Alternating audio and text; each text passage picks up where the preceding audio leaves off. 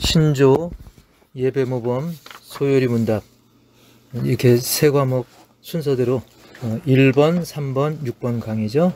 신조, 예배모범, 소요리 문답 이 강의는 그 예제 그대로 나온다고 합니다. 예제 그대로 나온다고 합니다. 오늘은 1번 신조 먼저 하겠습니다. 신구약 성경은 누구의 말씀이며 무슨 법칙입니까? 답은 신구약 성경은 하나님의 말씀이니 신앙과 본분에 대하여 정확무오한 유일의 법칙이다. 정확하고 무오, 오류가 없는 유일의 법칙이다. 그리고 2번 문제는 1번 문제의 답이 그대로 있죠. 신구약 성경은 하나님의 말씀이니 무엇에 대한 정확무오한 유일의 법칙인가? 바로 신앙과 본분에 대한 정확무오한 유일의 법칙이죠. 신앙과 본분. 그 다음에 4번 문제. 하나님은 무한하시며 불변하심이 무엇인가? 하나님은 뭐가 무한하냐, 또 뭐가 불변이냐, 그것을 묻는 거죠. 그래서 그 존재와 지혜와 권능과 거룩하심과 공의와 인자하심과 진실하심과 사랑하심에 대하여 무한하시며 변하지 아니하신다. 꽤 내용이 많은데 이것을 첫 글자만 따면 존지권거 공인진사, 존지권거 공인진사 이렇게 첫 글자를 따면 되겠습니다. 존하면 존재, 지혜, 권능, 거룩하심, 공의, 인자하심, 진실하심, 사랑하심에 대해 무한하시며 변하지 아니하신다. 그리고 생각이 안 나면 우리가 하나님에 대해서 묵상하면 알 수 있어요. 우리 하나님에 대해서 묵상하면 절반 이상은 생각날 겁니다. 하나님은 뭐가 무한하시지? 뭐가 불변하시지? 바로 그 존재한다는 사실. 존재가 일순간이지 않고 영원히 존재하시잖아요. 또 지혜도 무궁무진하시고 힘, 권능, 그리고 거룩하시고 또 공의로우시고 하나님은 또 인자로우시고 진실하시고 무엇보다 하나님은 사랑이시죠. 그래서 우리가 하나님의 성품을 생각해 보면 그래도 절반 이상 맞출 수 있습니다. 그래도 중요한 것은 이게 단순한 것 같아도 입으로 자꾸 소리를 막 내면 나중에 이게 새겨집니다. 존지권거 공인진사. 그리고 이것을 문제와 답을, 특히 답을 이렇게 자꾸 소리내서 반복하면 이게 더 깊게 새겨지게 되어 있습니다. 6번. 성부, 성자, 성령 세 위는 하나님이신데 뭐뭐는 하나요? 뭐뭇과 뭐뭇이 동등하시다. 자, 삼위일체니까 일체니까 그 본체는 하나요.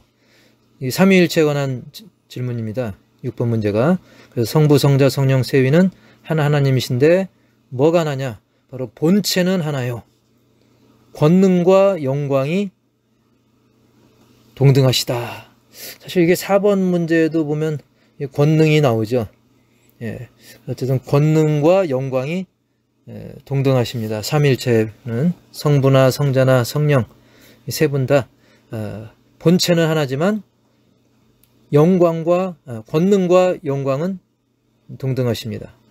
그래서 성부 하나님, 성자 예수님, 성령님 이 세 분 삼위가 본체는 하나, 권능과 영광이 동등하다.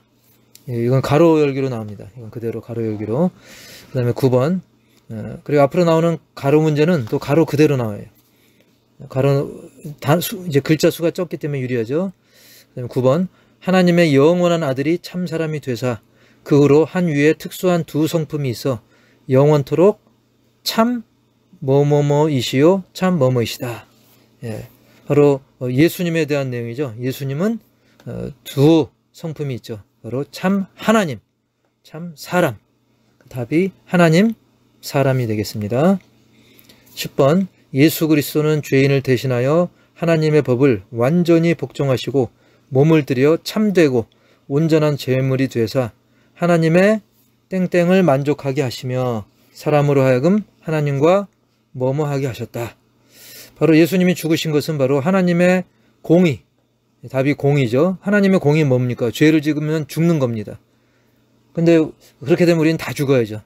그래서 예수님이 대신 죽어주신 거예요. 그래서 하나님의 공의를 만족하게 하셨고, 그래서 사람으로 하여금 갈라졌던 깨진 관계가 이제 회복이 되어져서 하나님과 화목하게 하셨다. 그래서 공의 만족, 그 다음에 화목하게 하셨다.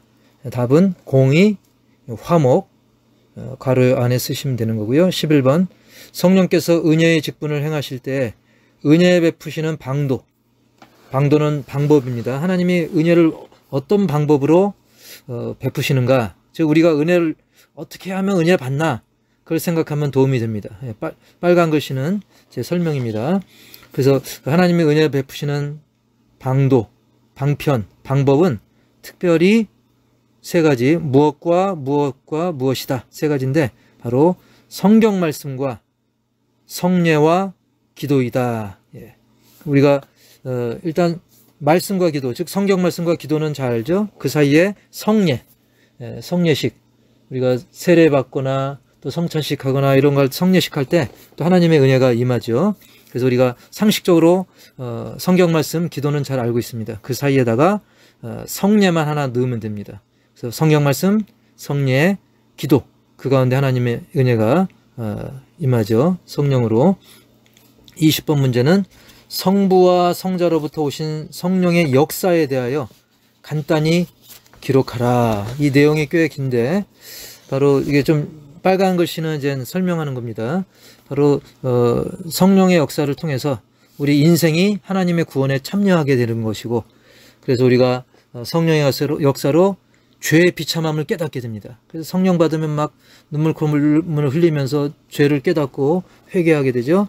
그래서 예수님을 알게 하고, 아는 것으로 그치지 않고 예수님을 믿게 되고, 그리고 실제 삶 속에서 의의 열매를 맺을 수 있도록 성령께서 역사하시는데, 이거는 외우기 쉽게 하려고 좀 줄인 거고, 정답은 인생으로 구원에 참여하게 하시나니 인생으로 죄와 비참을 깨닫게 하시며 그 마음을 밝혀 그리스도를 알게 하시며 그 의지를 새롭게 하시고 권하시며 권능을 주어 복음에 값없이 주마한 예수 그리스도를 믿게 하시며 또 그 안에 역사하여 모든 의의 열매를 맺게 하신다.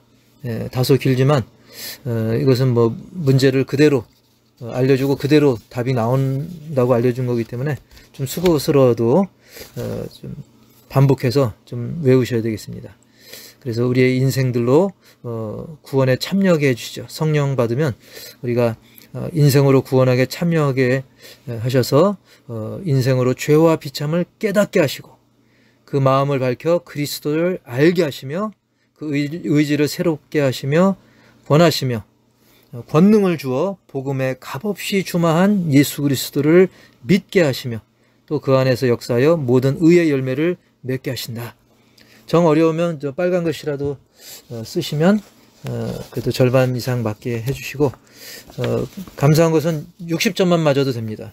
그러니까 절반 조금 넘게만 맞으면 되니까 너무 길다 싶으면 이렇게 빨간 것만 요약해서 한 것만 이렇게 좀 살 붙여서 쓰셔도 됩니다. 22번 문제는 그리스도께서 세우신 성례는 무엇이며 그 의의를 기록하라.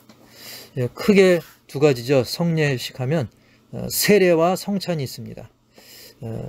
세례와 성찬, 오타가 좀 내용에 오타가 좀 있는데, 그리스도께서 세우신 성례는 세례, 여입니다. 세례와 성찬이라. 그러면서 세례를 설명하죠. 먼저 세례는 물을 가지고, 그죠? 물을 가지고 성부, 성자, 성령의 이름으로 씻음이니 우리가 그리스도와 병합하는, 어려우면 하나 되는 거죠. 예수님과 하나 되는 표적과 인침인데, 성령으로 거듭남과 새롭게 하심과 주께 속한 것임을 약속하는 것이라. 이 예는, 이 예식은 그리스도 안에서 신앙을 고백하는 자와 그들의 자녀들에게 베푸는 것이요. 자, 그 다음에 성찬에 관한 겁니다. 주의 성찬은, 성찬식 하는 건 뭐냐면 그리스도의 죽으심을 기념하여 떡과 잔에 참여하는 것이니, 떡과 잔, 떡은 예수님의 살, 잔은 그리스도의 피죠. 떡과 잔에 참여하는 것이니 믿는 자가 그 죽으심으로 말미암아 나는 유익을 받는 것을 인쳐 증거하는 표라. 이 예는, 이 예식은 주께서 오실 때까지, 주님 다시 오실 때까지 주의 백성이 행할지니 주를 믿고 그 속죄제를 의지함과 거기서 솟아나는 유익을 받음과 더욱 주를 섬기기로 언약함과 주와 및 여러 교우로 더불어 교통하는 표라 그랬습니다. 굉장히 긴데 우리가 일단 이 예수님이 세우신 성례는 두 가지 세례 성찬을 기억하면 돼요. 그래서 세례는 일단 세례와 성찬이다 쓰고 그 다음에 세례 쓴 다음에 우리가 세례 장면을 떠올려 보세요. 그러면 물을 가지고 하는 거고 예수님과 하나 되는 것이고 그래서 이걸 통해서 바로 주님과 하나 되는 것이다. 그리고 우리가 예수님께 속한 것이다. 이렇게만 써도 이제 그래도 절반 좀 넘는 점수를 줄 겁니다. 그 다음에 성찬식도 한번 떠올려 보세요. 성찬식 우리가 물과 포도주 생각나잖아요. 그래서 그 떡과 포도주 물과 포도주가 아니라 떡과 포도주 생각해서 예수님의 죽으심을 기념하는 것이고 떡과 잔 그 다음에 잔은 이제 포도즙을 말하는 거죠. 떡과 잔에 참여해서 우리가 예수님의 그 죽으심의 유익을 우리가 받는 것이다. 그래서 이건 언제까지 하냐면 예수님 다시 오실 때까지. 그리고 이것을 나 혼자가 아니라 사실 성찬식을 함께 나누잖아요. 그러니까 성도 간에 교통하는, 교제하는 또 표식이기도 하다. 이렇게라도 쓰시면 그래도 점수를 좀 줍니다. 근데 이거는 우리가 남은 날짜 동안 외워보고 이제 정 안 되면 그때 이걸 떠올리면 좀 쉽게 점수를 절반 이상이라도 맞을 수 있는 방법이죠. 마지막 24번 문제. 모든 신자의 본분. 우리가 신앙생활을 떠올리면 되죠. 우리 신자의 본분이 뭔가. 그래서 이제 입교. 우리가 그리스도교, 이 기독교에 입교하는 거죠. 입교해서 서로 교제도 나누고 또 그리스도의 성례, 그리고 그 밖에 법례, 여러 가지 교회 다닐 때 교회 법도가 있습니다. 그걸 지키고 주의 법을 복종해야죠. 또 항상 기도하며 주일 성수, 주일을 거룩하게 지키고 또 주를 경배하기 위해서 함께 모여 주의 말씀으로 강도함을 자세히 들으며 예배잖아요, 예배. 그죠? 그리고 하나님께서 저희로 하여금 풍성하게 하심을 조차 헌금하며 그리스도의 마음과 같은 심사를 서로 표현하며, 즉 이 심사라는 것은 마음 씀씀이에요. 우리 마음이 예수님의 마음과 같은 마음을 가지고 그걸 서로 표현하는 거죠. 막 악을 쓰고 개인의 성질을 드러내는 게 아니라 예수님의 마음을 서로 표현하는 겁니다. 또한 일반 인류, 즉 세상에 믿지 않는 인류 사람들에게도 똑같이 그런 예수님의 마음을 비춰야 되겠죠. 교회 안에서만 상냥하고 밖에서 악마의 얼굴 하면 안 되겠죠. 그리고 그리스도의 나라가 온 세상에 확장되기 위하여 힘쓰며 주께서 영광 가운데 나타나심을 바라고 기다릴 것이라. 예수님 다시 오실 날을 소망하는 것이죠. 그래서 우리가 모든 신자의 본분을 약술하라 이거 하면 이 문제를 대하면 우리가 예배 장면 떠올리시고, 그렇죠? 그리고 신자로서 또 주변의 이웃들을 떠올리시면 됩니다. 그래서 우리가 예배 장면 하려면, 예배 드리려면 어떻게 돼요? 먼저 우리가 예수 그리스도의 신자 입교하고 또 서로 교제하고 그리고 성례식도 행하고 또 교회법, 법례를, 주님의 법을 잘 듣고 기도하고 그리고 설교 말씀 잘 듣고 강도함을 듣는 거, 그리고 헌금도 하고, 그리고 서로 그리스도의 마음을 서로 표현하는 교제, 그리고 일반 인류, 믿지 않는 세상 사람들에게도 그런 마음 씀씀이를 하고, 또 예수님의 나라가 확장되도록 힘쓰는 게 전도죠. 전도하고 또 주님 다시 오실 날을 소망하는 거죠. 그래서 빨간 글씨로는 막 네 글자 떨어지게 이렇게 표현했습니다. 입교, 교제, 성례, 법례, 주법, 복종, 주님의 법을 복종한다. 항상 기도, 주일 성수, 말씀 경청, 헌금, 심사 표현, 일반 인류, 나라 확장, 재림 소망. 외울 때 좀 도움되라고 이렇게 써놓은 겁니다. 그래서 이 신조는 문제 그대로 나옵니다. 이 문제 중에서 조금 더 나올 수 있고 덜 나올 수 있고 그런데 여기 있는 것만 하면 그대로 됩니다. 예배 모범 3번 강좌, 이것도 역시 문제 그대로 나옵니다. 문제 그대로 나오니까, 자, 주일은 어떻게 지켜야 하나? 육신의 모든 사업을 정돈하여 거룩하게 지켜야 한다. 한마디로 예배 정진하라는 것이죠. 주일은 육신의 일 다 정리정돈 해놨다가 그날은 거룩하게 구별되게 지키라는 거죠. 그대로 쓰시면 됩니다. 길지도 않고요. 4번 예배 때의 찬송가는 어떻게 불러야 하나? 정성으로 불러야 하며 주님께 마음을 다해서 불러야 한다. 특히 이 예배 모범은 그 강사 목사님이 답을 좀 줄여주셨어요. 답까지도. 그러니까 좀 그래도 제일 좀 용이한 부분입니다. 그래서 우리 예배 때 찬송 부를 때 자꾸 두리번거리고 누가 왔나 살피고 그게 아니라 하나님께 드리기 때문에 정성껏 그리고 마음 다해 불러야 됩니다. 자, 공식 기도, 즉 대표 기도를 말하는 거예요. 공식 기도는 어떻게 해야 하나? 막 너무 길게 하지 말고 간단하게 해야죠. 3분 안팎으로 간단하고 또 겸비한 태도, 자기 자랑이 아니라 겸손한 마음, 그리고 성령의 은조, 은혜로운 도우심이죠. 성령의 은조, 은혜로운 도우심, 그리고 예수님의 공로로 우리를 용납해달라고, 우리를 받아달라고 구하는 거죠. 그래서 그대로 하면 간단하고 겸비한 태도로 하며 성령의 은조와 예수 그리스도의 공로로 우리를 용납하시기를 구해야 한다. 여러분도 이런 거 외우실 때 제 억양을 흉내내면 도움이 됩니다. 이게 힘을 딱딱 주는 거. 그래서 이걸 또 첫 글자로 줄이면 간겸성용, 간겸성용. 우리 성령 배우 떠올리시면서 간단, 겸비, 성령의 은조, 용, 예수 그리스도의 공로로 우리를 용납을 말하는 거죠. 예.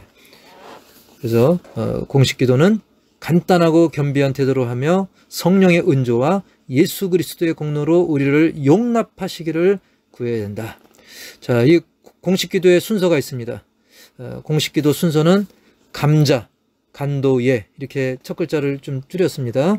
그래서 일단 하나님께 영광을 돌리는 건 너무 당연하기 때문에 일단 근데 그것도 써야 됩니다.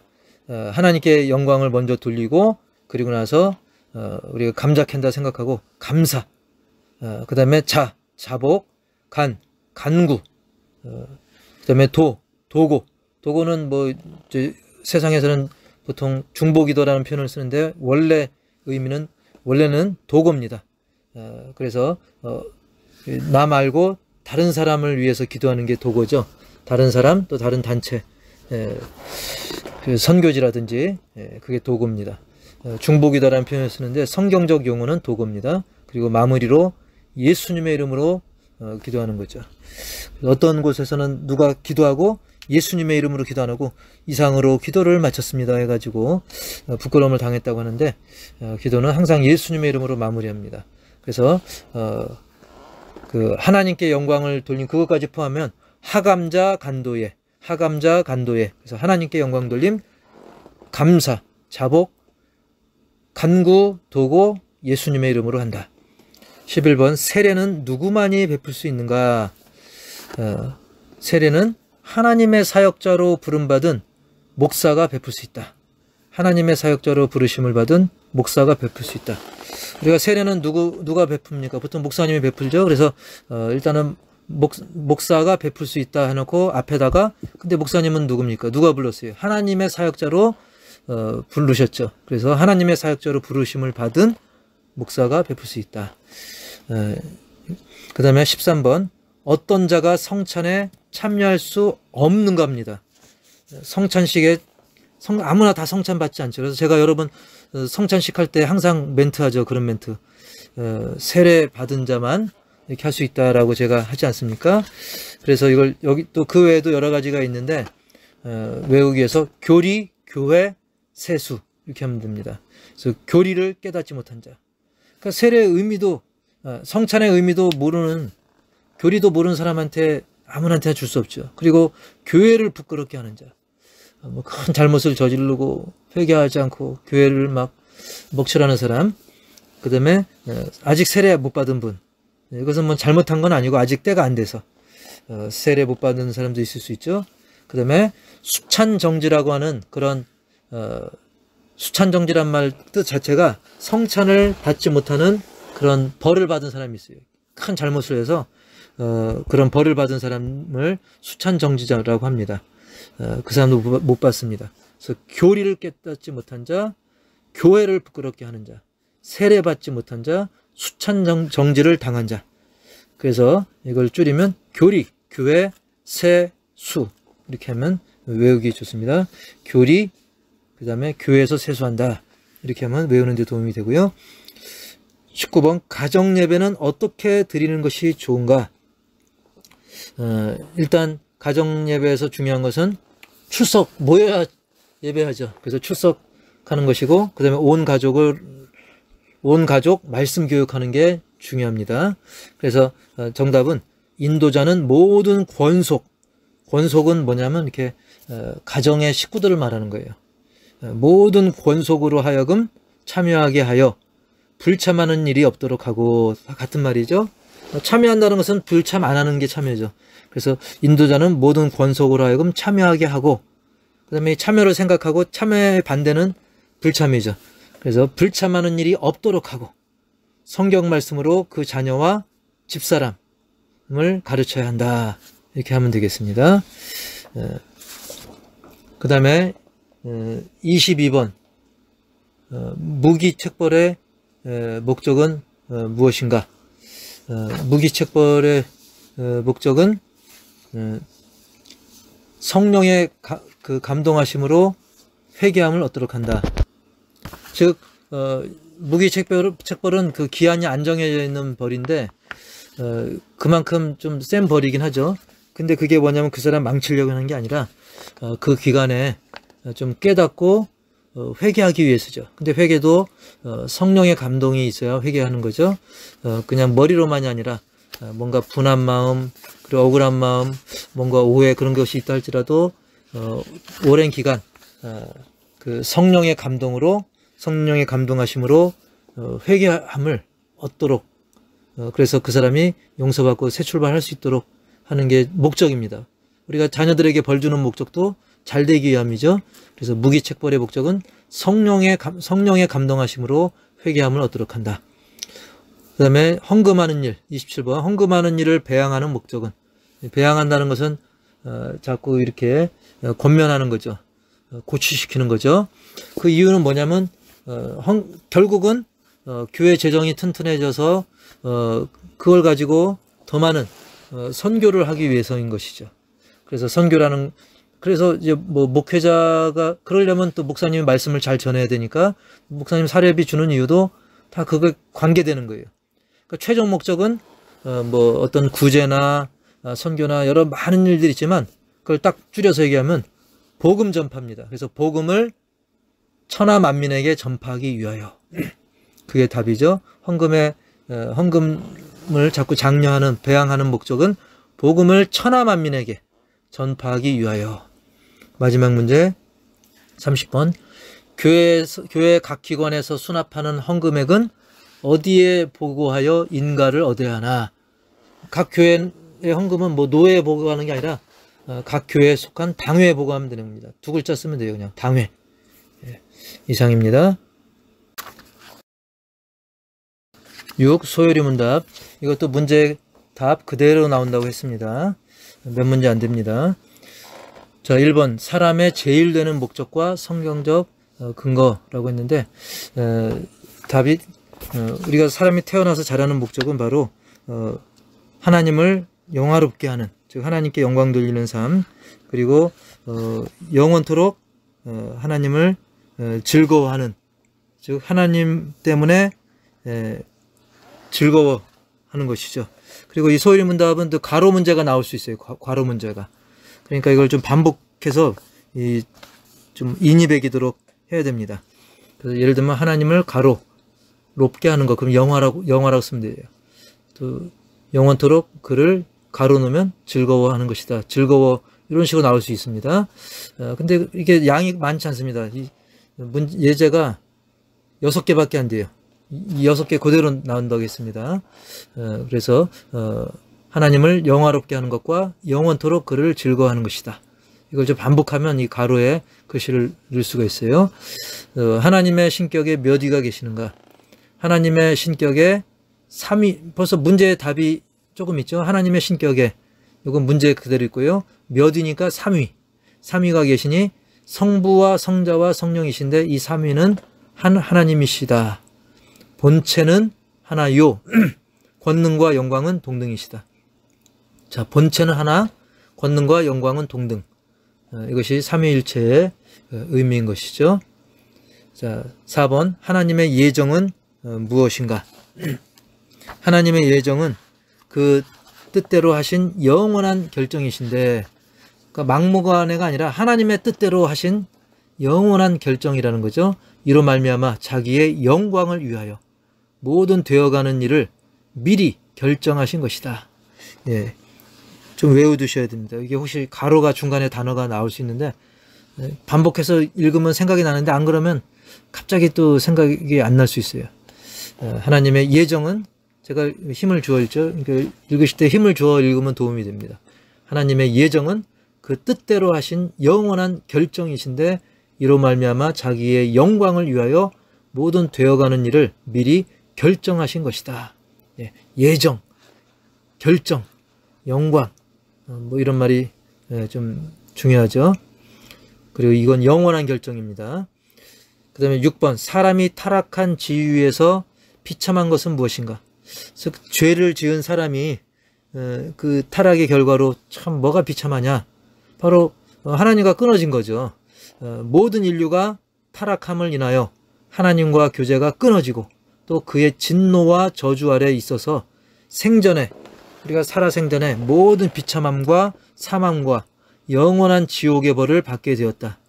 참 이게 비참한 겁니다. 물론 예수님께서 이제 은혜로 구원은 예수님의 보혈로 우리가 구원받았는데 그건 10번 문제로 연결됩니다. 6번 다시 생각해보면 사람의 타락에 참 비참한 게 뭔가 바로 모든 인류가 타락함을 인하여 하나님과 교제가 끊어지고 또 그의 진노와 저주 아래 있어서 생전의 모든 비참함과 사망과 영원한 지옥의 벌을 받게 되었다. 이것만큼 비참한 것이 없습니다. 그래도 우리가 이제 의롭다 여김을 받죠. 10번 의롭다 하심이 무엇인가? 의롭다 하심은 문제 그대로 앞부분 쓴 다음에 하나님의 값없는 은혜로 정하신 것인데, 즉 은혜는 의롭다 하심은 은혜로 얻는 겁니다. 근데 은혜는 값없이 공짜로 받는 거예요. 우리가 뭘 잘해서가 아니라 말 그대로 값없이 받는 거죠. 그래서 의롭다 하심은 하나님의 값없는 은혜로 정하신 것인데 저가 우리의 모든 죄를 사유하시고 용서했다는 거예요. 그래서 우리의 죄를 사했다 그러잖아요. 그거를 좀 더 깊이 있게 사유하시고 이렇게 표현합니다. 사유. 저가 우리의 모든 죄를 사유하시고 그 앞에서 우리를 옳게 여겨 받으시는 것이니 이는 다만 그리스도의 의를 우리에게 돌려주심인데, 즉 예수님께 있는 예수 그리스도께만 있던 그 의로움을 우리에게 돌려준 거예요. 그 방향을 우리에게 딱 향하게 한 거죠. 원래 예수님께만 있는 거를 우리는 오직 무엇으로만? 믿음으로만 받는 것이다. 그래서 은혜가 중요하고 믿음이 중요하죠. 그래서 그 은혜는 바로 하나님의 값없는 은혜고 그걸 통해 가지고 우리의 모든 죄를 용서해 주시고 그 앞에서 우리를 옳게 여겨 받으시는 것이니 이는 다만 다른 걸로 안 되고 그리스도의 의를 우리에게 돌려주신 것인데 우리는 뭐만 하면 되냐? 그 은혜를 오직 믿어야 됩니다. 아무리 은혜를 줬다고 은혜를 준다고 해서 우리가 안 받으면 소용이 없죠. 오직 믿음으로만 받는 것이다. 자, 마지막 15번 우리가 우리 죄를 인하여 하나님께 받을 진노와 저주를 피하게 하려고 하나님이 우리에게 요구하시는 것이 무엇인가? 아까 말한 그 진노. 그래서 문제를 일단 그대로 쓰면 됩니다. 우리가 우리 죄를 인하여 하나님께 받을 진노와 저주를 피하게 하려고 하나님이 우리에게 요구하시는 것은, 문제 똑같이 쓴 거죠. 그 다음에 답이죠. 답 쓸 때도 그대로 거기까지 쓴 다음에 이어서 쓰는 거죠. 예수 그리스도를 믿는 것과, 믿음이 중요하다고 했으니까 예수 그리스도를 믿는 것과 생명에 이르는 회개와 그리스도가 우리에게 구속의 유익을 전하는, 구속은 값을 치르고 구원했다는 뜻이에요. 그래서 구속의 유익을 전하는 여러 가지 나타내는 방법을 힘써 사용하라는 것이다. 자, 그 여러 가지 방법은 바로 뭐 말씀, 기도, 또 성례 등등 이런 것을 우리가 머리로만 알고 있지 말고 힘써 사용하라는 것이죠. 그래서 이게 그대로 쓰게 할 수도 있고 가로로 나올 수도 있습니다. 그 대신 소요리 문답은 분량이 제일 적어요. 문제를 그대로 알려줬고 그대로 답이 나옵니다. 양은 제일 적은 대신에 좀 외워야 됩니다. 그래서 저처럼 우리가 시험 공부할 때 그냥 어린이처럼 읽지 말고 우리가 좀 소리 내고 또 높낮이 조절하고 자기만의 억양 뭐 저보다 더 세게 해도 됩니다. 그러면 그게 머리에 더 잘 새겨져요. 또 우리 군대에서도 막 이렇게 악센트 주잖아요. 힘을 주고 내가 소리를 내면 내 소리가 또 귀로 전달이 되죠. 그렇게 해서 외우면 또 도움이 되겠습니다. 이 권징조례, 이 강의는 원래 힌트를 안 주셨던 건데 이제 작년에 그것을 제가 입수해 가지고 또 설명을 하는 것입니다. 거의 뭐 그래도 비슷하게 나온다고 하니까 또 열심히 해봅시다. 1번 괄호 문제인데 권징은 누구께서 누가 누구겠습니까? 바로 예수 그리스도시죠. 그러니까 권징은 예수 그리스도께서 그 교회에 주신 권리를 행사하며 설립하신 무엇을 시행하는 것이냐면 법도를, 즉 예수 그리스도께서 그 교회에 주신 권리를 행사하며 설립하신 그 법도를 시행하는 것이죠. 법도를 시행하는 것이니 교회에서 그 교인과 직원의 각 7회를 치리하며 권고하는 사건이 일체에 포함된다. 자, 여기서 또 문제의 답이 있어요. 맨 마지막 괄호에서는 그 앞에 7회라고 써 있잖아요. 그래서 제가 표시를 해놨는데 7회를 치리하며, 그죠? 그러니까 답쓰기 참 편하죠. 그래서 예수 그리스도께서 이제 법도를 시행하는 것이고 교인과 직원의 각 7회를 치리하며 권고하는 사건이 일체에 포함한다. 그리고 2번 권징의 목적을 기술하라. 이게 좀 길기 때문에 좀 외우기 쉬려면 진권, 악교, 덕범 이렇게 하면 좀 외우는 데 도움이 됩니다. 진권, 우리 진리, 권병, 악은 악행, 교는 교회, 덕은 덕을 세우는 거고요. 범은 범죄 하는데, 이 진권은 제가 좀 아는 사람의 이름이 진권이라는 이름이 있어요. 우리 김진홍 집사님 사촌 동생인가가 그 김진권 씨입니다. 그래서 외우기 좋은데, 우리가 이 권징하면 징계하고 그런 목적을 얘기하는 거예요. 징계하는 거, 징계할 때 그 사람 무너뜨리려고 망가뜨리려는 것이 아니라 사실은 진리를 보호하고, 그죠? 그리고 그리스도의 권병과 존영을 견고하게 하며, 권병이라고 하는 것은 뭐 좀 그 남을 어떻게 할 수 있는 권세를 말하는 거예요. 그 그리스도의 권세를 그걸 좀 약간 좀 품위 있게 하는 것이 이제 권병이죠. 존영은 뭔가 그 사람의 지위가 높고 영화롭다는 의미가 있어요. 그래서 어쨌든 계속하면 그리스도의 권병과 존영을 견고하게 하며, 쭉 한 덩어리로 딱 외우는 게 좋습니다. 진리, 처음부터 다시 해보면 진리를 보호하며 그리스도의 권병과 존영을 견고하게 하며, 악행을 제거하고 교회를 정결하게 하며, 덕을 세우고 범죄한 자의 신령적 유익을 도모하는 것이다. 범죄했지만 그가 영적으로 회개해서 깨닫게 되어서 좀 유익하게 바꾸는 거죠. 그게 바로 권징, 뭔가 징계 내리고 막 그런 목적이 거기에 있다는 것입니다. 그 다음에 6번 문제는 소송을 접수하려 할 때 신중히 해야 할 6가지. 그러니까 소송 막 아무나 다 하게 하면 어지럽기 때문에 소송 접수할 때 아무나 다 받아주지 말고 6가지를 생각해 보라는 겁니다. 자, 6가지는 쓰려면 평성, 제피, 소지 이렇게 하면 외우기 쉽습니다. 평성, 제피, 우리가 추어탕 먹을 때 제피 가루라고 하는데 외우기 편할 때 떠올리면 되고, 소지, 제피를 소지했다. 이렇게 하면 외우는 데 도움이 되겠습니다. 평소에 피고에 대하여 혐의가 있는 자. 막 거는데 보니까 평소 불만이 있었던 거예요. 평소 불만이 있으니까 죄가 없는데 있는 것처럼 꾸밀 수 있다는 거예요. 그건 좀 조심해야 되는 거. 그 다음에, 그래서 평소에 피고에 대하여 혐의가 있는 자. 성격이 불량한 자. 성격이 안 좋다 보니까 무조건 막 소송 거는 사람 있죠. 그 다음에 재판 중 혹 처벌 중에 있는 자. 그래서 뭐 짐승도 이렇게 코너에 몰리면 막 핥히잖아요. 그것처럼 자기가 재판 받거나 처벌 받고 있으면 막 생각을 과하게 해가지고 소송 걸 수 있는 거죠. 그 다음에 피고의 처벌을 인하여 이익 얻는 자. 소송 걸어서 뭔가 이득 보려고 하는 사람들. 그 다음에 드물지만 소송 좋아하는 성질이 있는 사람. 지각이 부족한 자. 좀 덜 떨어진 사람. 이런 사람들이 막 소송을 막 접수하려고 할 때는 조심하라는 거예요.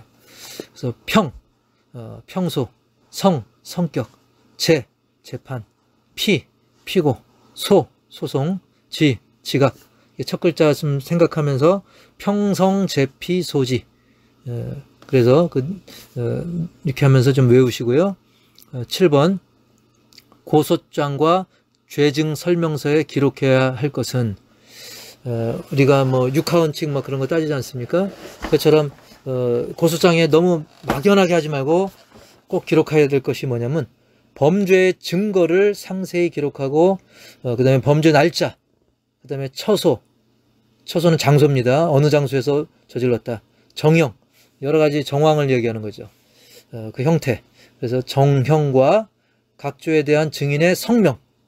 증인 그냥 아무개가 봤다. 아무개라고 하면 안 되고 뭐 키 큰 사람 뭐 이러지 말고 그 이름을 쓰라는 거예요. 키가 작건 크건 그런 것보다 그 성명, 그 이름 석자 확실하게 쓰라는 거죠. 그래서 범죄 증거를 상세히 기록하고 범죄 날짜, 처소. 우리가 상상하면 됩니다. 내가 누군가를 고소해야 될 때 뭘 써야 되나? 일단 증거를 써야죠. 범죄의 증거를 상세히, 그죠? 그 다음에 그 날짜, 그 다음에 그 장소, 처소, 그 다음에 그 정형입니다. 정황을 정형이라고 표현했어요. 정형과 각조에 대한 증인의 성명, 각조에 대한 증인의 성명을 자세히 기록한다. 상세히, 자세히. 그 다음에 12번 복사가 가로 문제죠. 무엇을 주장하거나 무엇으로 교회를 모하는 행동을 할 때 그 안건이 중대하면 면직할 것이다. 자, 목사님을 면직시키는 일은 굉장히 중차대한 아주 큰 문제가 있어야 가능하겠죠. 그래서 혹시 아무리 존경하는 목사님이라도 이단을 주장하거나 또는 불법으로 교회를 가르는, 분립하는 행동을 할 때는 면직을 할 수가 있습니다. 그래서 답은 이단, 불법, 분립. 이단을 주장하거나 불법으로 분립하는 행동을 할 때는 그 안건이 중대하면 면직을 할 수 있고요. 14번 당회가 정하는 책벌. 당회를 통해서 교인들 이제 벌을 줄 수가 있습니다. 7글자로 권견, 정면, 수재명. 정면 돌파해야 된다 생각하면 되고 수재비 생각하면서 수재명. 자, 권견, 정면, 수재명. 권계 가볍게 권하는 거죠. 견책 좀 더 세게. 그다음에 정직, 직분을 잠깐 멈추고 면직, 아니 직분을 이제 놓게 하는 것이죠. 그다음에 수찬정지, 이게 바로 성찬식 참여하지 못하게 하는 거죠. 제명, 그 이름을 빼는 것이고 출교는 아예 기독교에서 빼는 겁니다. 제일 센 거죠. 권견, 정면, 수재명. 이렇게 생각하시면 되고요. 사실 이 7가지 중에서 우리가 외우지 않아도 대충 알 수 있는 것은 이제 면직이란 말 가끔 쓰고 수찬정지는 이번에 성찬식 하지 못하게 하는 거 이번 배우면서 좀 귀에 있게 될 것이고 제명이 됐어요. 그런 말 자주 썼죠. 그 다음에 아예 기독교에서 나가라. 출교. 이건 생각만 해도 이제 4개는 쓰면 절반 이상 맞출 수 있어요. 여기에다가 좀 더 앞에 몇 가지를 좀 더 넣어서 권계, 견책, 정직 이 정도 하면 완벽하게 맞을 수 있습니다. 21번. 자, 목사에 관한 사건은 목사님에 대한 건 어디서 다루냐면 교회에서 다루지 않고 노회에서 다루죠. 노회 직할에 속하고 일반 성도, 일반 신도에 관한 사건은 당회, 각 교회에 있는 당회에서 이제 다룰 수가 있다는 것입니다. 23번. 진리를 보호하고 교회를 정결하게 하며 덕을 세우기 위해 세운 것이 뭡니까? 바로 이 과목 이름이 힌트죠. 이게 권징조례 아닙니까? 답이 권징입니다. 권징. 네.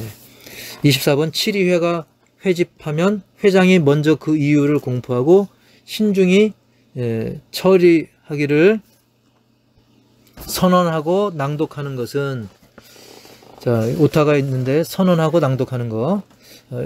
7위회가 뭐였어요? 이 사람 어떻게 할 것이냐?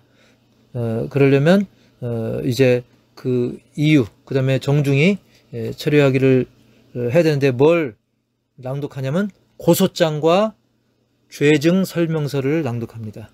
고소장, 그 다음에 그 죄에 대한 증거, 그리고 설명한 내용들, 그게 죄증 설명서인데 이 두 가지를 낭독합니다. 고소장, 죄증 설명서. 26번. 담임 목사를 정직할 때에는 그 담임까지 이제 그 직분을 해제할 수 있지만 만약에 상소를 했어요. 뭔가 억울한 게 있어서 상소가 왔다는 통지가 있다면 어떻게 해야 되냐? 그 담임을 당장은 해제할 수 없다는 거죠. 그러니까 문제의 답이 있습니다. 그 담임까지 해제할 수 있으나, 이제 그게 답이에요. 해제할 수 있으나인데 이제 상소가 왔기 때문에 해제할 수 없다. 답은 해제할 수 없다. 왜? 상소가 왔기 때문에 더 추가적으로 다뤄야 되죠. 그래서 좀 기다려야 된다. 그래서 정답은 해제할 수 없다가 정답이 되겠습니다. 7번. 교회 정치 과목입니다. 자, 우리 교단은 무슨 정치를 하며 그 정치는 어떤 정치인가 설명하라. 우리 대한예수교 장로회 합동 교단은 어떤 정치를 하냐면 한마디로 장로의 정치, 핵심은 장로의 정치, 그 다음에 민주적 정치, 이 두 가지가 핵심인데 이걸 설명하려면 장로의 정치며 지교회 교인들이 장로를 선택하여 당회를 조직하고 그 당회로 치리권을 행사하게 하는 주권이 교인들에게 있는 민주적 정치이다. 자, 우리가 흔히 뭐 장로교라고 말을 하죠. 그만큼 장로가 중요한데 한마디로 일단 장로의 정치라고 했어요. 장로의 정치인데 이 장로의 정치를 설명하는 게 바로 뭐냐면 지교회 교인들이 장로를 선택하는 겁니다. 그래서 투표해가지고 지금 장로가 세워지는 게 내 뜻으로만 되는 것이 아니라 교인들이 표를 줘야 되는 거죠. 그래서 지교회 교인들이, 이 지교회라는 것에 해당되는 우리 호산나교회처럼 또는 뭐 저기 화성교회나 또 이제 비봉감리교회나 이게 각 교회를 지교회라고 표현합니다. 가지친다, 서로 이렇게 그런 의미가 있죠. 한 나무 아래서 가지가 쭉 있듯이 이제 지교회라고 표현을 합니다. 그 장로의 정치인데 장로의 정치이며 지교회 교인들이 장로를 선택하여 당회를 조직하고, 장로님이 세워지면 당회를 세울 수 있어요. 그리고 그 당회로 치리권을 행사하게 하는 주권이 교인들에게 있는 민주적 정치이다. 우리 민주주의 국가는 어떻습니까? 백성들이, 즉 국민들이 선거를 해가지고 투표를 해서 대통령을 세우고 그 대통령으로 하여금 또 권한을 행사하게 하지 않습니까? 그래서 민주주의라고 하지 않습니까? 그것처럼 우리 교단은 장로의 정치이며 지교회 교인들이 장로를 선택하여 당회를 조직하고 그 당회로 치리권을 행사하게 하는 주권이 교인들에게 있는 민주적 정치이다. 예. 핵심은 장로의 정치, 민주적 정치. 4번. 교회 직원은 어떤 직원이 있는지 구체적으로 설명하라. 여기서 교회에서 제일 중요한, 뭐 다 중요하지만 제일 중요한 직분은 항존직이죠. 항상 존재한다. 그래서 장로와 집사, 이 집사는 사실 안수 집사를 말하는 거예요. 그래서 이것은 누가 정해진 기한 때까지는 계속 가는 겁니다. 이 직분이.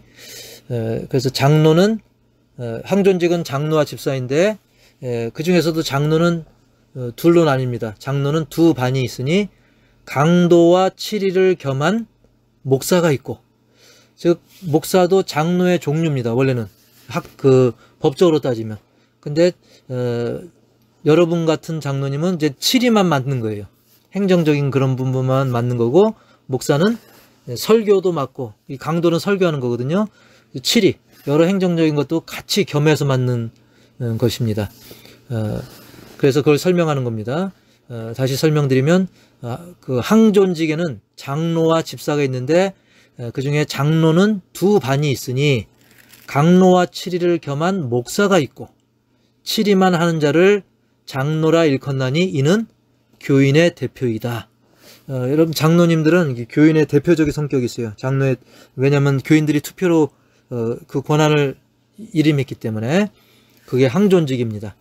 그 다음에 임시직이 좀 있는데요. 임시직은 이제 전도사, 전도인, 그리고 권사, 남녀, 서리집사가 이제 임시직으로 있습니다. 전도사는 이제 당회가 추천하면 됩니다. 당회가 추천해서 전도사 고시를 이제 노회에서 봅니다. 노회가 고시하며 자격을 인가합니다. 이 전도사의 권한은 남녀 전도사는 당회의 회원은 될 수 없습니다. 하지만 특별한 이유가 있으면 언권 방청이 되고 이제 들을 수 있는 그리고 말을 할 수 있는 그런 권한은 있습니다. 그리고 특별히 미조직 교회, 아직 조직이 안 갖춰진 교회에서는 당회장의 허락으로 재직회 임시회장은 할 수가 있습니다. 교회 개척교회나 너무 형편이 없어서 사정상 그렇게 할 수가 있다는 거예요. 이 전도사의 자격은 뭐냐면 신학생 또는 신학교 졸업자. 옛날에 우리도 조창희 전도사님이 신학교 다니면서 졸업 안 했어도 할 수가 있죠. 그래서 노회가 고시 인가를 해서 할 수가 있습니다. 그 다음에 비슷한 전도인이라고 있어요. 이 전도인. 전도인은 남녀 전도인은 유급 사역자로 돈을 받는다는 거예요. 사례비를. 그래서 불신자에게 전도하는 자입니다. 그리고 그 사업 상황, 전도 사업하는 상황을 파송기관에 보고하고 혹시 다른 지역에 가서 할 때는, 다른 지방에서 할 때는 이제 그 구역 감독기관에 협의하고 이제 보고를 합니다.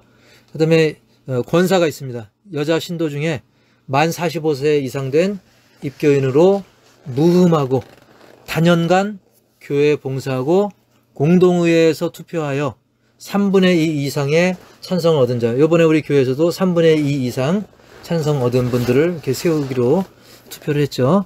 이 권사의 직무는 한마디로 이제 그 환자 신방을 먼저 떠올리면 됩니다. 그래서 자기 하고 싶은 대로 하는 것이 아니라 당회의 지도를 받아서 교인을 방문하되 병환자나 곤란당한 자와 연약한 교인을 돌아보아 권면하는 자로 재직회 회원이 됩니다. 이분들도 권사도. 그 다음에 서리집사가 있어요. 남녀 서리집사. 교회 혹은 목사나 당회가 신실한 남녀로 선정하여 집사의 직무를 하게 하는 자니 그 임기는 1개년이다. 그 원칙상 1년인데 특별히 이렇게 말 없으면 그냥 자동갱신을 할 뿐이고 원래는 1년입니다. 그 다음에 이제 교회 직원 중에 준 직원이 있습니다. 직원에 준한다 해서 강도사, 목사, 후보생 이들이 준 직원에 해당이 됩니다. 자, 그리고 이제 5번 목사의 칭호. 위임 목사. 이제 장로를 세우면 위임 목사 당회가 생기면서 위임 목사가 될 수 있어요. 그래서 저번에 저도 위임 투표한 겁니다. 저도 위임 목사. 그 다음에 임시 목사. 일일이 설명하지 않고 이제 이거는 외우는 걸로만 하겠습니다. 위임 목사. 자, 위임을 알면 임자가 있잖아요. 위임. 그 임을 통해서 임시하면 됩니다. 위임 목사, 임시 목사.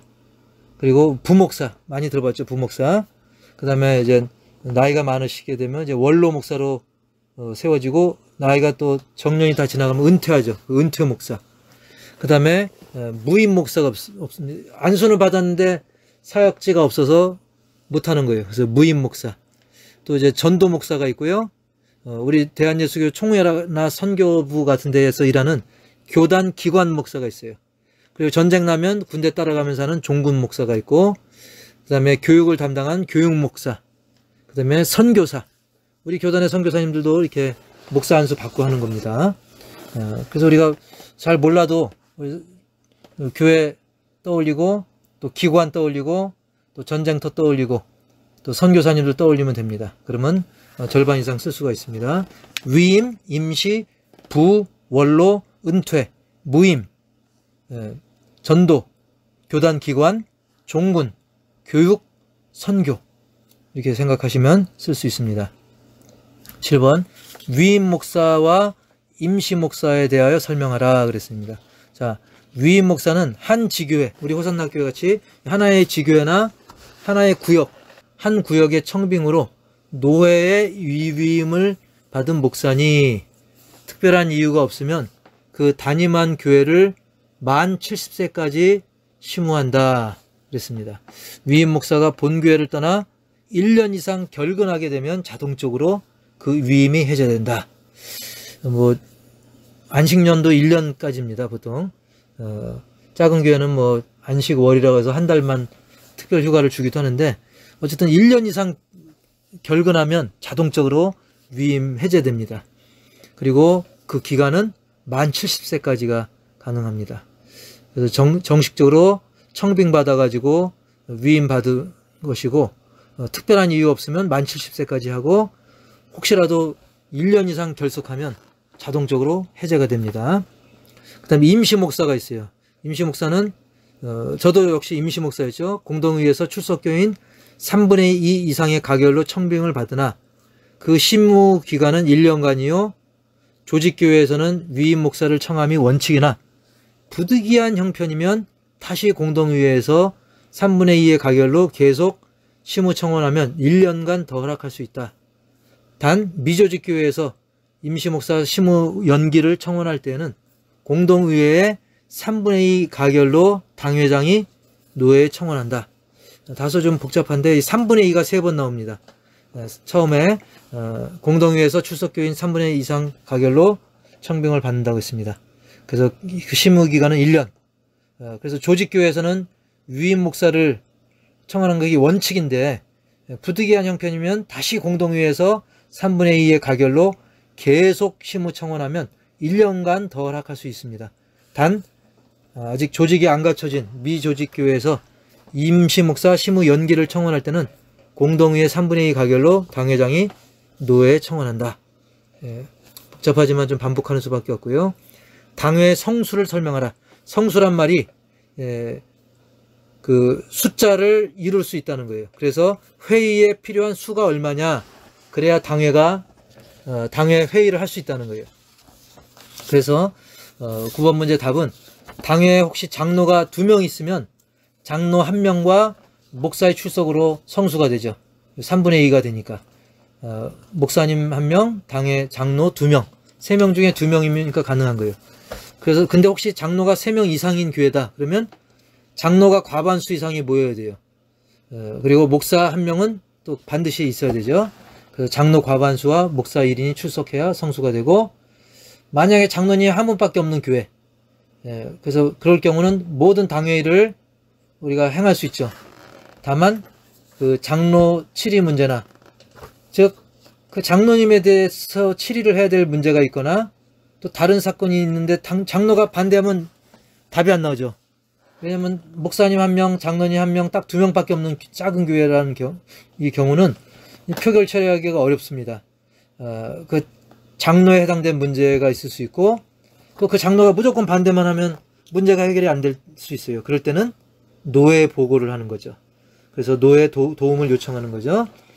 그래서 세 가지 경우, 첫 번째 경우는 당회 장로 2인이 있으면 장로 1인과 목사의 출석으로 성수가 되고, 두 번째 경우는 장로가 3인 이상일 경우는 장로 과반수와 목사 1인이 출석하면 성수가 됩니다.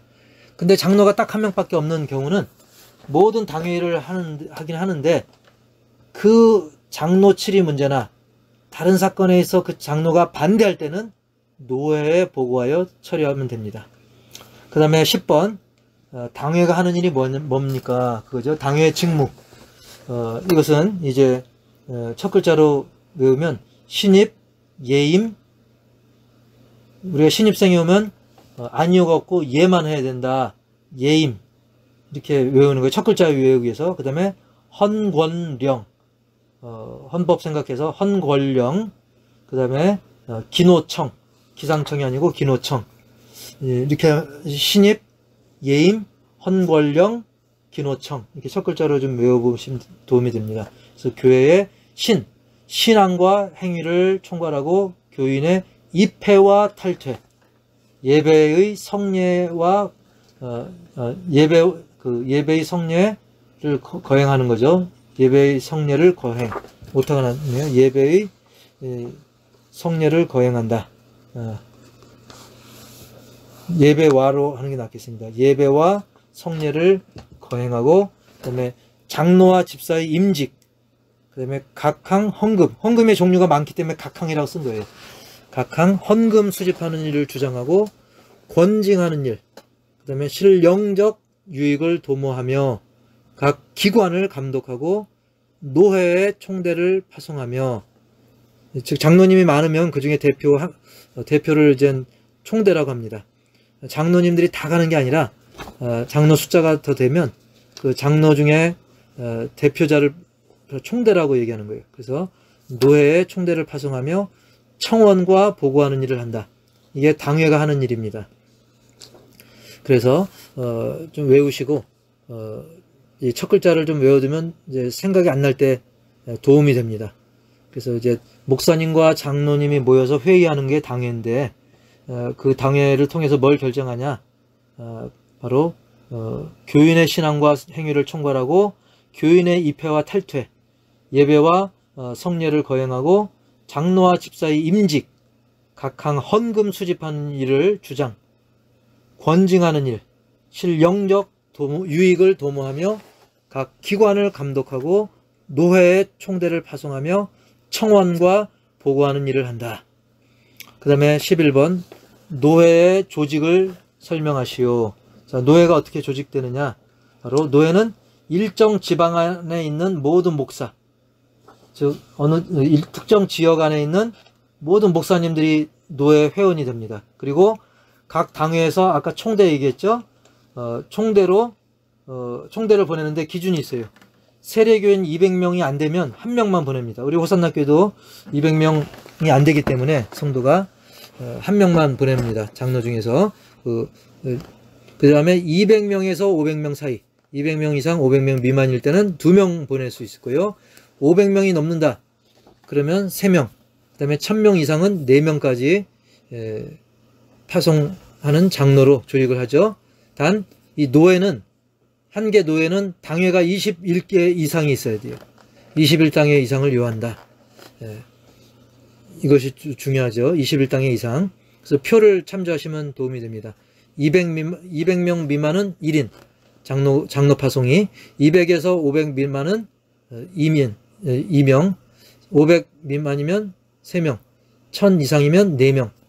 그 다음에 13번 노회의 성수에 대하여 설명하라.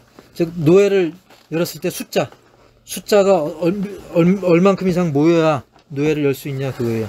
그래서 노회가 예정한 장소와 날짜에 본 노회에 속한 정회원되는 목사와 총대 장로 각 3인 이상이 회집하면, 즉 목사 3명 이상, 장로 3명 이상 이렇게 하면 최소한에 열릴 수 있는 그 숫자는 된다는 겁니다. 그래서 개회할 성수가 되나니 노회의 일체 사무를 처리할 수가 있다고 합니다. 그래서 특히 요즘 같은 코로나 시기에 노회원들이 많이 못 모여도 목사님 3명, 정회원 되는 목사님 3명, 그 다음에 총대 장로 3명 이상, 합의 6명 이상, 이렇게 각이란 말이 중요합니다. 각 3인입니다. 각 3인 하면 이제 총 6명 이상이 되는 거죠. 개회할 성수가 됩니다. 노회 성수. 노회 성수하고 당회 성수하고 헷갈리면 안 됩니다. 그 다음에 15번 그 장로 집사 선거 방법을 설명하라. 7위 장로와 집사는 각 지교회와 공동의회 규칙에 의해 선거하되 투표 3분의 2 이상의 찬성을 요한다. 장로, 그 다음에 집사는 이게 안수 집사를 말하는 거예요. 안수 집사. 단 당회가 후보를 추천할 수 있다. 그래서 7위 장로와 집사는 각 지교회가 공동의회 규칙에 의해 선거하되 투표 3분의 2 이상의 찬성을 요한다. 단 당회가 후보를 추천할 수 있다. 모든 문제에 보면 이 3분의 2 이상의 찬성이 필요합니다. 그래서 20번 마지막 문제, 재직회 개최 성수에 대해 설명하라. 회원 과반수의 출석으로 개회 성수가 되나 통상적인 사무처리는 출석하는 회원으로 개회하여 처리할 수 있다. 예. 재직회, 우리가 재직회가 있죠. 재직회는 주로 직분자 중심으로 합니다. 일반 성도가 아니라 목사님, 장로님, 또 뭐 권사님, 이렇게 주로 직분자들 하는데 과반수 이상이 출석해야 되고, 하지만 통상적인 별로 크게 중요하지 않은 문제는 그냥 출석한 사람만 가지고도 적은 인원으로도 할 수가 있습니다. 이상이고요. 먼저 했던 강의 중에 좀 빠진 내용들도 좀 있는데, 그 전에 했던 권징조례 중에 9번과 17번은 단답형 문제가 좀 빠진 게 있는데, 그것이 혹시라도 나올 가능성이 있어서 설명하면, 그 2강이 권징조례의 9번과 17번입니다. 9번은 피고가 몇 번 소환을 받고도 출석하지 않으면 골석으로 판결하는가. 답은 2번. 간단합니다.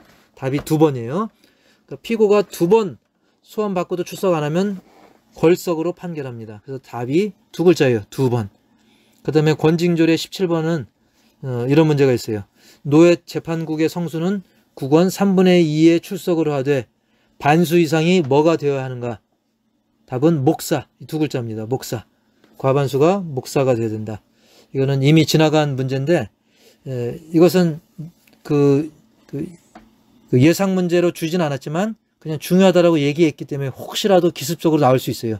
근데 답이 간단하기 때문에 그 말씀을 드리는 것입니다. 5번 성경 과목입니다. 이것도 문제를 따로 찍어주지 않았기 때문에 작년에 찍어줬던 문제입니다. 혹시 다른 문제가 나올 가능성도 있기 때문에, 그래도 감사한 거는 우리가 성경이기 때문에 우리가 넓게 공부해놔도 이것은 또 영적으로 유익하다 이렇게 생각하시고 준비하시기 바랍니다. 1번 문제가 성경을 분류하시오. 이 구약 신약 전체 다 분류하면 길기 때문에 작년의 경우는 이 중에 어떤 하나를 골라서 나왔다고 합니다. 예를 들면 모세오경을 쓰시오, 뭐 그런 식인데, 작년에는 옥중서신을 쓰시오 이렇게 나왔다 그래요. 그래도 우리가 제가 미리 보내드린 성경 목록가를 외워두면 많이 도움이 될 텐데, 그 대신 우리가 이제 분류할 수 있어야 됩니다. 구약이 39권이고 신약이 27권, 이것은 39, 27 구구단으로 39, 27 구약 39, 신약 27권이 있죠. 혹시 이제 모세오경을 쓰시오 그러면 창세기, 출애굽기, 레위기, 민수기, 신명기 이렇게 5개가 모세오경입니다. 모세를 통해서 기록하게 하셨죠. 그 다음에 역사서는 이제 여호수아부터 이제 12권이 되죠. 쭉 노래를 기억하시면 여호수아, 사사기, 룻기, 사무엘상, 사무엘하서, 열왕기상, 열왕기하서, 역대기상하. 역대기상하는 역대상, 역대하를 역대기상하 이렇게 묶은 거고, 답을 쓸 때는 역대상, 역대하 이렇게 쓰면 되고요. 에스라, 느헤미야, 에스더 여기까지가 이제 역사서입니다. 그 다음에 시가서는 말 그대로 이제 시편처럼 어떤 짧은 이제 식구의 형태로 쓴 거죠. 그래서 욥, 시편, 잠언, 전도, 아가서 이걸 기억하면 되죠. 욥기, 시편, 잠언, 전도서, 아가서 이게 시가서입니다. 시와 노래로 된 책 5개고요. 그 다음에 대선지서, 선지서 중에 좀 내용이 긴 대선지서가 5개죠. 그래서 이사야, 예레미야, 에가서, 에가서는 예레미야, 에가를 줄인 거예요. 답을 쓸 때는 예레미야, 에가 이렇게 쓰면 됩니다. 이사야, 예레미야, 에가서, 에스겔, 다니엘까지. 그 다음에 소선지서는 좀 내용들이 비교적 좀 짧은 내용으로 되어 있는 선지서입니다. 그래서 호세아, 요엘, 아모스, 오바다, 요나미가, 나움, 하박국, 스바냐, 학개, 스가랴, 말라기 노래를 좀 기억하시면서 이렇게 분류해서 나올 가능성이 큽니다. 예를 들면 모세오경을 쓰시오, 또는 뭐 소선지서를 쓰시오, 이런 식으로. 다음에 신약인데, 신약은 분류가 그 노래 순서 그대로 되지는 않기 때문에 좀 우리가 신경을 좀 써야 됩니다. 복음서는 마태, 마가, 누가, 요한, 뒤에 복음이 다 들어가 있죠. 그 다음에 역사서는 사도행전 하나입니다. 사도행전 하나. 그 다음에 서신서는 21권 있는데, 그 중에 이제 교리, 뭐 믿음으로 구원 얻는 교리라든지 그런 교리가 이제 4권이 있는데, 로마, 고린도 전후, 고린도전서, 고린도후서, 그 다음에 갈라디아서, 이게 교리 서신이고요.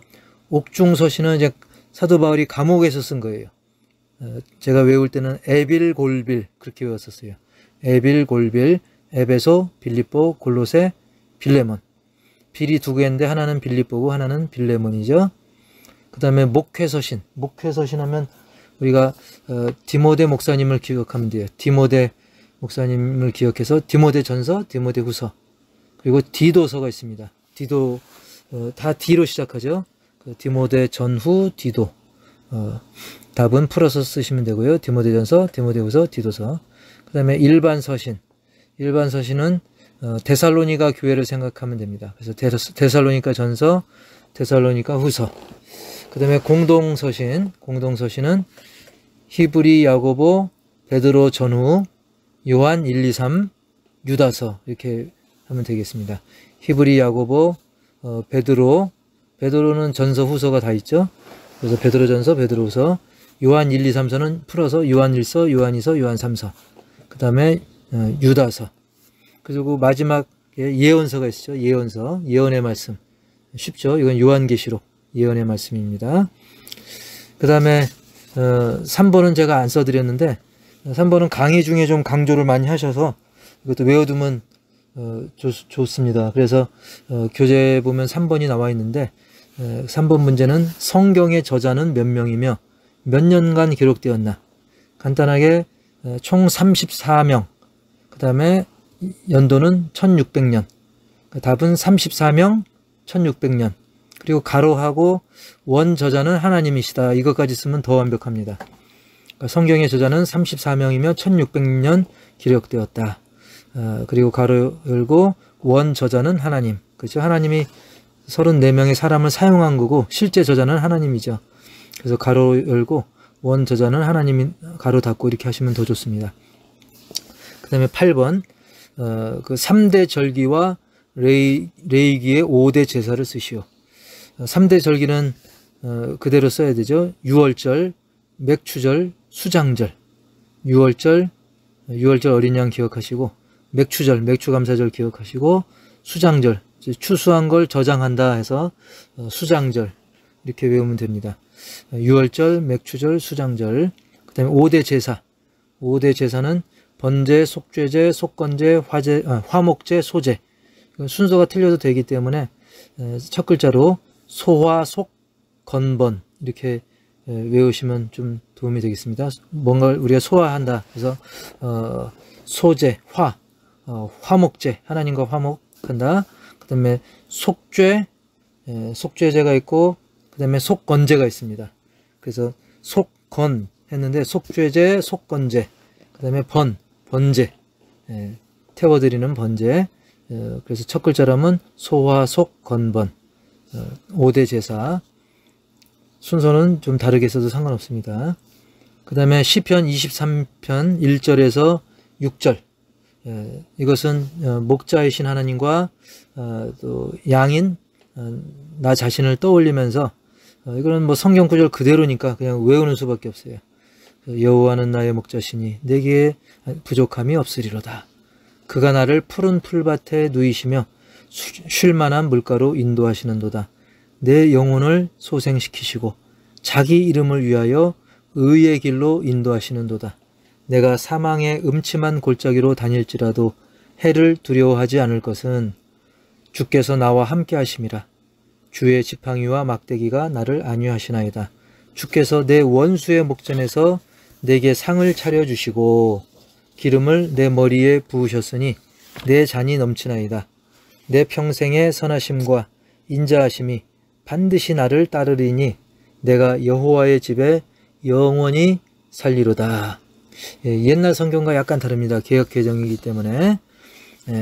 5절에 보면 내게 상을 차려주시고, 자, 원수가 보는 앞에서 하나님이 내게 밥상을 차려주는 거예요. 그럼 원수가 막 얼마나 참 그 기가 차겠습니까?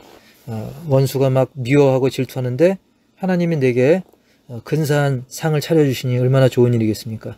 그걸 떠올리시고, 그 다음에 6절 제일 끝에 보면 내가 여호와의 집에 영원히 거하리로다. 거한다는 것은 좀 옛날 말이에요. 그래서 요즘 말인 살리로다, 살리로다.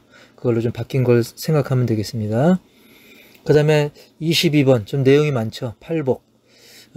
팔복 내용이 많은데 제가 옛날에 시험 공부할 때 그렇게 배웠어요. 첫 글자 심에 온의 극마화의, 첫 글자를 좀 외운 거죠. 그리고 좋은 부분은 뭐냐면 그 일복과 팔복의 그 내용이 같아요. 끝의 내용이. 그래서 제가 1번 심령이 가난한 자 천국이 저희 것이며, 천국이 저희 것이며를 안 썼는데 그것이 8번째 천국이 저희 것이며하고 똑같기 때문이에요. 심령이 가난한 자 천국이 저희 것이며, 애통하는 자 위로를 받을 것이며. 왜냐면 애통하니까, 마음이 속상하니까 하나님이 위로해 주죠. 온유한 자, 온유한 자는 하나님이 그 땅을 기업으로 주시죠. 그래서 땅을 기업으로 받을 것이며, 그 다음에 의에 줄이고 목마른 자 배부릴 것이며. 줄인다는 것은 배고픈 걸 말하죠. 그래서 의에 배고프니까, 의에 줄이니까 하나님이 배부르게 해주신 거예요.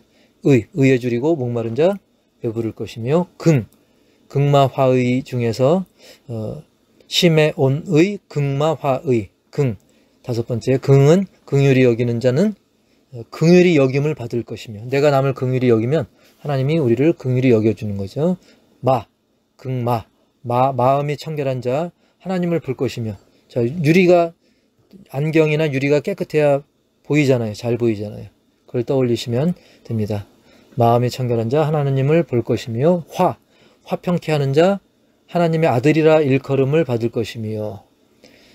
막 남의 성질을 돋궈서 싸우게 하지 않고 이렇게 사이를 좋게 화평하게 만드는 자, 복음으로 화평케 하면 하나님이 넌 내 아들이라 그렇게 일컬어 주시죠. 그 다음에 의를 위하여 핍박을 받은 자, 의를 위하여, 하나님의 의를 이루기 위해서 핍박받은 자는 제 첫 번째 복과 똑같다 그랬습니다. 천국이 저희 것이며. 팔복, 심에 온의 극마화의, 1번의 복이 8번의 복의 내용과 같다. 23번 예수님의 12제자 이름을 쓰시오. 그래서 이거 노래로 좀 하면 좀 좋습니다. 그래서 이제 뭐 순서는 좀 바뀔 수 있어도 노래로 잘 하면 되는데, 일단 답을 그대로 보면 베드로, 안드레, 세베대의 아들인 야고보, 야고보가 2명이기 때문에 세베대의 아들 야고보, 요한, 빌립, 도마, 다데오, 또 가나안 사람, 가나안인 시몬, 그 다음에 알페오의 아들 야고보, 그 다음에 가룟 유다, 바돌로메, 마테, 가로 안에 있는 것까지 써야 됩니다. 그리고 베드로도 옛날엔 이름이 시몬이었었죠. 그래서 보통 노래를 할 때는 시몬 베드로와 안드레 야고보 요한 빌립 도마 다데오 시몬 알페오의 아들 야고보와 유다 바돌로메 마테 12제자라 이렇게 외웁니다. 이렇게 노래를 외우고 가로 부분은 좀 쓰는 연습을 해서 이렇게 외우시면 됩니다. 노래 다시 한번. 시몬 베드로와 안드레 야고보 요한 빌립 도마 다데오 시몬 알페오의 아들 야고보와 유다 바돌로메 마테 12제자라 이렇게 하면 외우기 좋습니다. 그 다음에 초대교회 7집사 하면 여러분이 좀 기억하는 그 집사 이름은 스데반 집사 좀 들어보셨죠? 빌립이라는 이름도 가끔 들어봤을 겁니다. 그리고 맨 마지막에 나오는 니골라라는 이름도 가끔 나오죠. 다른 이름들이 좀 귀에 잘 안 익을 겁니다. 브로콜리 좀 생각하시고, 니가노르, 나가 놀아라 생각해서 니가노르, 니가 나가 놀아라, 해서 니가노르, 디몬, 그 다음에 바메나, 이걸 반복해야 됩니다. 그래서 뭐 첫 글자라면 스빌, 분이, 디바니, 이렇게 첫 글자를 좀 반복하는 방법도 있는데, 이것은 오히려 그거보다는 제가 처음에 말씀드린 대로 스테반, 그러니까 1, 2, 7, 첫 번째, 두 번째, 마지막 1, 2, 7을 먼저 외우고, 그래서 스테반, 빌립, 니골라, 이건 좀 귀에 익은 거니까 이걸 먼저 외우는 거죠. 1번, 2번, 7번. 그래서 스테반, 빌립, 니골라. 순서는 달라도 상관없어요. 그래서 스테반 집사, 빌립 집사, 니골라. 그래서 스테반, 빌립, 니골라 하고, 그 다음에 이제 브로콜리 떠올리면서 브로고로. 그 다음에 나가 놀아라, 니가 나가 놀아라 생각해서 니가노르. 그 다음에 디몬, 바메나. 이렇게 외우셔도 되겠습니다. 다시 한번 해보면 스테반, 빌립, 니골라. 3명 먼저 외우고, 그 다음에 브로골로, 니가노르, 디몬, 바메나. 이렇게 외우시면 도움이 되겠습니다. 26번. 하나님의 주권을 강조하는 로마서 11장 36절 쓰시오. 이건 외우는 거죠. 주가 강조가 됩니다. 이는 만물이 주에게서 나오고, 세상 만물 다 주님에게서 나온 겁니다. 그 다음에 주로 말미암고, 그리고 주에게로 돌아감이라. 우리 사람을 생각하면 되죠. 우리 사람이 주님께서 나왔죠. 주에게서 나왔죠. 그리고 우리의 구원도 주님 때문에 말미암은 것이고, 결국 우리는 주님께 돌아가게 됩니다. 그러면서 영광을 하나님께 영원무궁토록 돌리는 것이죠. 이걸 쭉 이어서 하면, 이는 만물이 주에게서 나오고 주로 말미암고 주에게로 돌아감이라. 영광이 그에게 세세에 있으리로다. 아멘. 아멘까지 쓰셔야 돼요. 이는 만물이 주에게서 나오고 주로 말미암고 주에게로 돌아감이라. 영광이 그에게 세세에 있으리로다. 아멘. 그 다음에 성령의 9가지 열매. 저는 이거 노래로 외웠는데, 여기서 한 가지만 주의하면, 인내를 성경 본문에는 오래 참음으로 풀었었다는 거예요. 그래서 노래는 인내로 외우고 쓸 때는 오래 참음으로 쓰시면 됩니다. 오직 성령의 열매는 사랑, 희락, 화평, 인내와 자비와 양선, 충성과 온유, 절제니. 이렇게 외웠습니다. 오직 성령의 열매는 사랑, 희락, 화평, 인내와 자비와 양선, 충성과 온유, 절제니. 이렇게 외우시면 도움이 됩니다. 사랑, 희락, 화평, 인내, 자비, 양선, 충성, 온유, 절제. 다만 인내는 오래 참음으로 풀어 쓰시면 되겠습니다. 31번. 계시록에 나오는 아시아 7교회와 칭찬받은 교회의 이름을 쓰시오. 자, 7개를 쓰시고, 그 중에 제가 진하게 하는 거 밑줄 친 게 그 중에 칭찬받은 교회입니다. 여기 첫 글자로 외웠었는데, 에서버두 사빌라, 에서버두 사빌라. 그래서 에베소, 서머나, 버나모, 두아디라.